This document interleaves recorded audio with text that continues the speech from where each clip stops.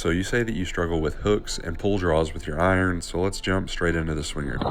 In your setup, there's only one thing that really stands out to me, and that's that your stance looks to be a little bit too narrow. So now let's look into your takeaway. We can see that as you take this club back to shaft parallel, you get into a solid position with this club head just slightly outside of your hands. You get into a solid position at lead arm parallel too. We can see that your hands run pretty much straight through your right bicep, and the shaft is looking pretty much straight down at the ball.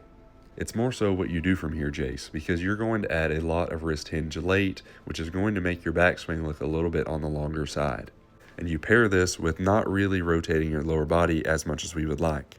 Since your backswing is a little bit long and you're not rotating your lower body enough, you're going to have two options from here. You can drop your hands down a little bit shallow and get stuck behind your lower body, or you can pull this club down a little bit on the steeper side, which is what you do, in order to keep your hands and arms a little bit more out in front of you.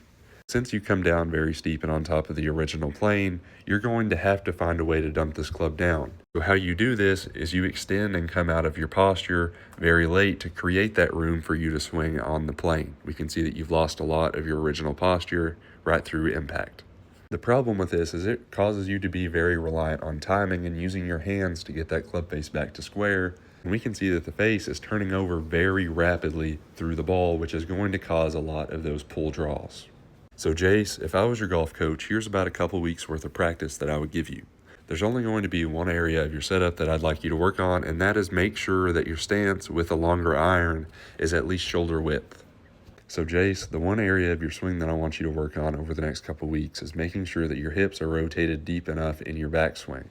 So here's a drill for this. I want you to grab an alignment stick and run it through your belt loops. And as you get to the top of your backswing, I want you to pause and make sure that this alignment stick is pointed roughly halfway in between your target line and straight out in front of you.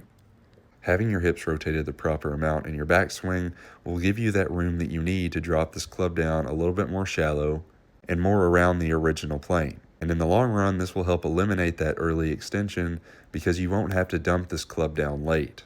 This will also give you a lot more control over that club face, thus improving your consistency and your ball flight patterns. So I just want to end this video by saying that you already have a really solid golf swing, Jace, and I hope that this review and these tips help you. And as usual, if y'all would like for me to review or critique your swing, make sure to drop a comment.